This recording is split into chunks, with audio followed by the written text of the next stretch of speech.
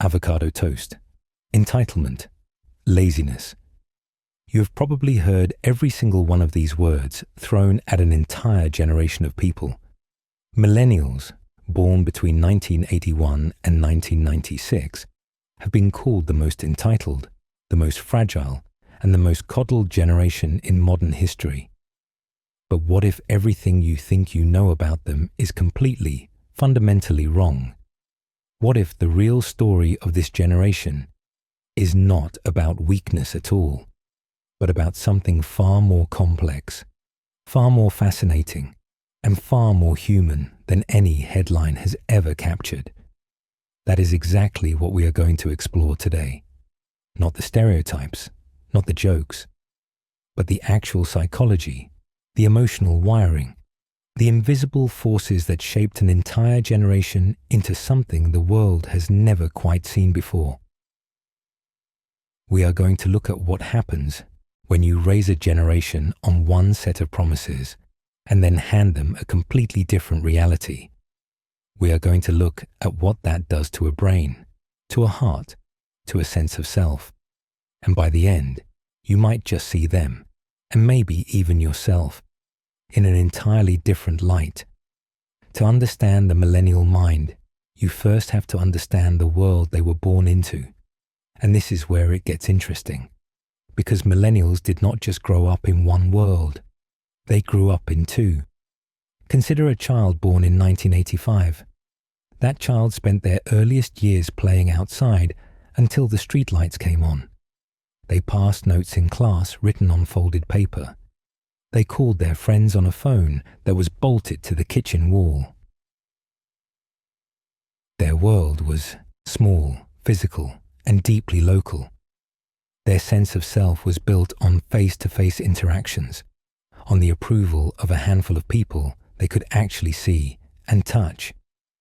Then, somewhere around the age of 12 or 13, something happened. The internet arrived. And it did not tiptoe in. It crashed through the front door and rewired everything. Suddenly, that same child, now a teenager, had access to the entire planet. They could talk to strangers across the ocean. They could see how other people lived, what other people owned, what other people looked like. The walls of their small world didn't just expand, they evaporated. This is what psychologists sometimes call the bridge generation. Millennials are the only living group of people who have a deeply felt memory of life before the internet and are now completely immersed in the digital world. They carry both realities inside them at the same time, the weight of analog roots and the speed of digital wings. And that tension, that constant pull between two very different ways of being, has shaped their psychology in ways most people never talk about. It shaped how they form relationships. It shaped how they process information. It shaped how they experience boredom and how they experience joy.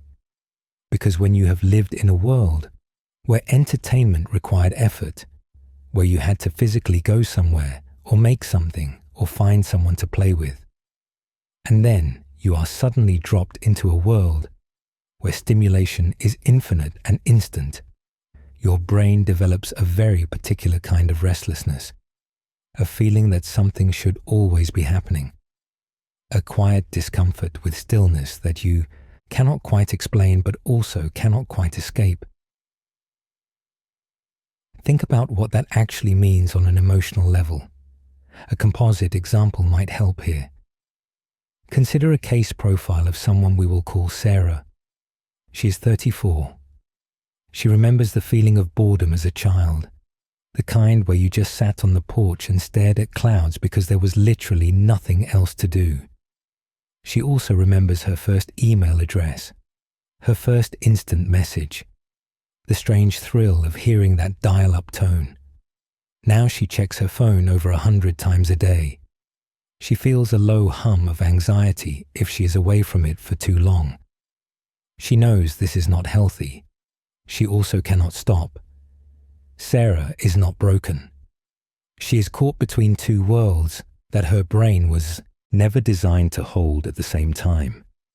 And she is not alone, not even close. There are roughly 72 million people in the United States alone who share some version of her experience. 72 million people walking around with one foot in the past and one foot in a future that keeps changing shape.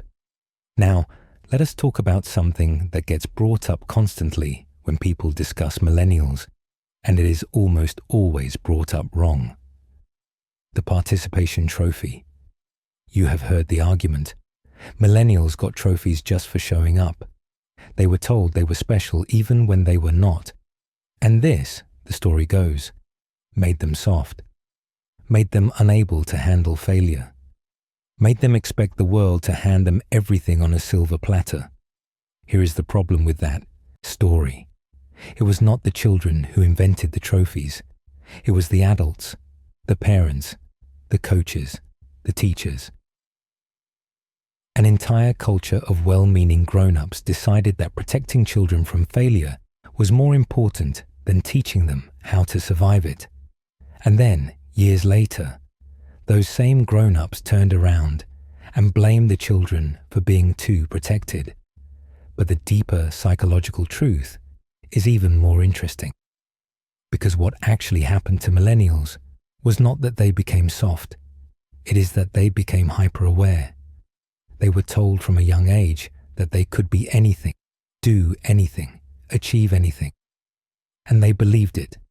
They internalized it. They built their entire identity around the idea of potential. And then 2008 happened. The Great Recession did not just take away jobs. It did not just collapse housing markets and retirement funds.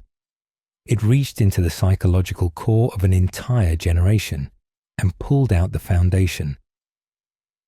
Because when you have spent your whole life being told that hard work equals success, and then you do everything right, you get the degree, you take the internship, you follow every single rule, and the system still fails you, something inside breaks. Not your spirit exactly, something deeper, your trust in the story itself. Psychologists who study generational trauma have noted something fascinating about millennials in the years following the recession. They did not become hopeless. They became skeptical. They stopped trusting institutions. They questioned the value of traditional career paths. They delayed buying homes, getting married, having children, not because they did not want those things, but because the promise that those things would be waiting for them if they just worked hard enough had been exposed as a lie. There is a term in psychology called learned helplessness. It describes what happens when an organism repeatedly encounters situations where its actions have no effect on the outcome. Eventually, it stops trying. But what happened to millennials was not quite learned helplessness. It was something more nuanced. It was learned wariness. They did not stop trying. They stopped trusting the system that was supposed to reward their trying. They kept working, often harder than ever, but they did it with their eyes wide open and their expectations deliberately lowered. They stopped believing in the fairy tale, but they did not stop building. And this skepticism, this quiet refusal to play by rules that had already been proven unreliable, is what older generations often mistake for laziness. It is not laziness. It is a survival response. It is the brain doing exactly what it is supposed to do when the environment becomes unpredictable. It adapts. It pulls back. It waits. But the recession was only one piece of the puzzle. Because at the exact same time that millennials were losing faith in traditional systems, they were also being handed something unprecedented in human history. Choice. Infinite, overwhelming, paralyzing choice. Think about what it means to grow up with the internet in your pocket. Every career path is visible. Every lifestyle is documented. Every possible version of your life is playing out in real time on someone else's social media feed. You can see the person who quit their corporate job to travel the world. You can see the person who stayed and made partner by 30. You can see the artist, the entrepreneur, the minimalist, the maximalist, the person who moved to a farm, the person who moved to Tokyo. Every single option is right there, glowing on a screen, looking like it might be the answer. Psychologists have a name for what happens when you are presented with too many options. They call it the paradox of choice. And millennials are the first generation to experience it at full scale. The research is clear. When people are given more options, they do not become happier. They become more anxious. They become more afraid of making the wrong decision. They develop what some researchers have started calling FOBO, or the fear of a better option. This is not a character flaw. This is a predictable psychological response to an environment that was never supposed to exist. The human brain evolved to make decisions in small groups with limited information. It was built for villages, not for the entire internet. And when you force a brain designed for simplicity into a world of infinite complexity, it does not thrive. It freezes. It second guesses. It spirals into cycles of comparison and regret that can feel endless, because in a digital world, they very nearly are. There is always another option, always another life you could be living, always another version of yourself that you feel like you should have become by now. A narrative illustration might make this clearer. Imagine someone standing in front of a wall with 10,000 doors. Behind each door is a completely different life. Some of those lives are wonderful. Some are terrible. Most are somewhere in between, but from the outside, they all look equally possible. Now imagine being told that you only get to open one door, and that whichever door you choose, you will spend the rest of your life wondering about all the doors you did not open. That is what it feels like to be a millennial making a major life decision. Every choice carries the shadow of every alternative. And this leads us to something that does not get nearly enough attention: the loneliness. Millennials are, by many measures, the loneliest generation in recent history. And it is not because they lack social connections. It is because the nature of those connections has fundamentally changed. They have more ways to communicate than any generation before them. They can text, call, video chat, post, comment, react, share, and connect with anyone on the planet at any time of day. And yet study after study shows that they feel more isolated than their parents or grandparents ever did. There is a painful irony buried in this. The generation that was supposed to be the most connected in human history turned out to be the most disconnected from the things that actually make connection meaningful: proximity, vulnerability, unfiltered presence.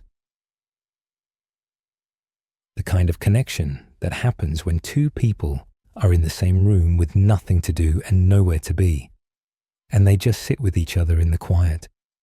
That kind of connection has become almost exotic for many millennials, something they crave but rarely experience. The reason is both simple and heartbreaking. Digital connection is not the same as human presence. Your brain knows the difference, even when you do not. When you sit across from another person and look into their eyes, your nervous system responds. Your heart rate sinks. Mirror neurons fire. Something ancient and wordless passes between you. None of that happens through a screen. The technology is impressive, but the body is not fooled. And so you get what some researchers have described as the lonely achiever, a person who is highly connected, highly productive, highly visible online, and deeply, quietly alone. They have 500 friends on one platform and 3,000 followers on another. They get messages and notifications all day long, and at 2 a.m, when the anxiety hits and the thoughts start spiraling, They do not know who to call. This is not a millennial problem. It is a human problem that millennials happened to encounter first. They were the test subjects, the first generation to try to build real emotional lives in a digital world. And the results have been messy, complicated, painful, but also, in a strange way, instructive.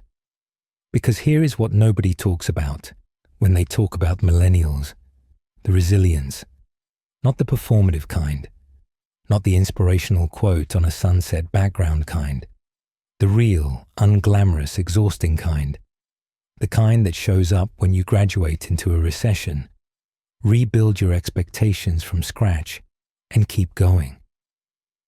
The kind that shows up when every institution you were taught to trust lets you down, and you figure out how to create your own sense of meaning anyway.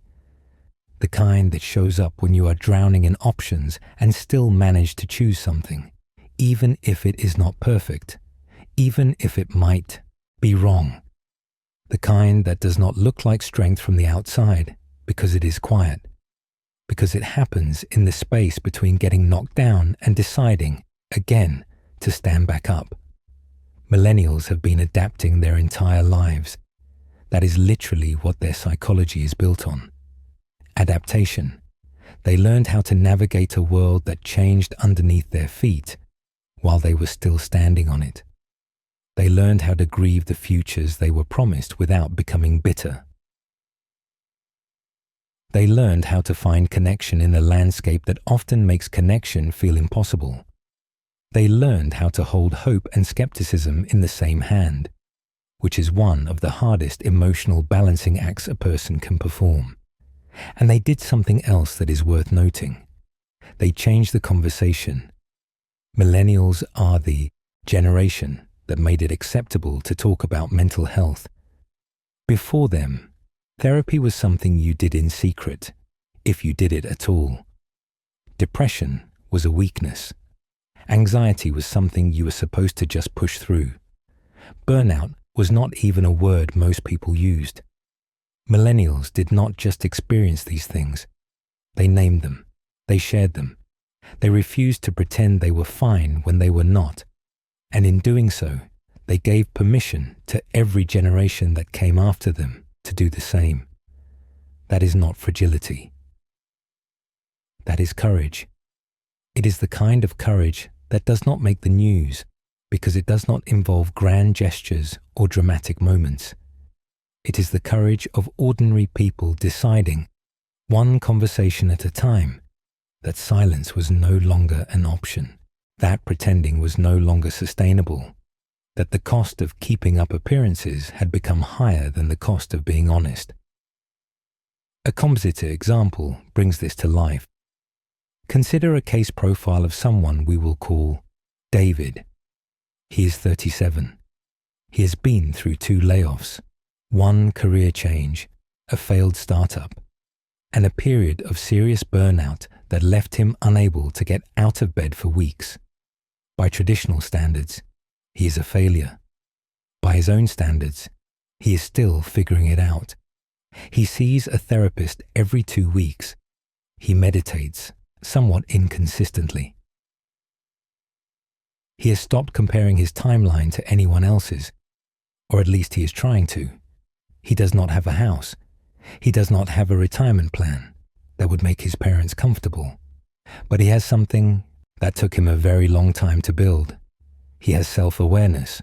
He knows who he is, what he values, and what he is willing to sacrifice. And he knows what he is not. David is not a story of triumph.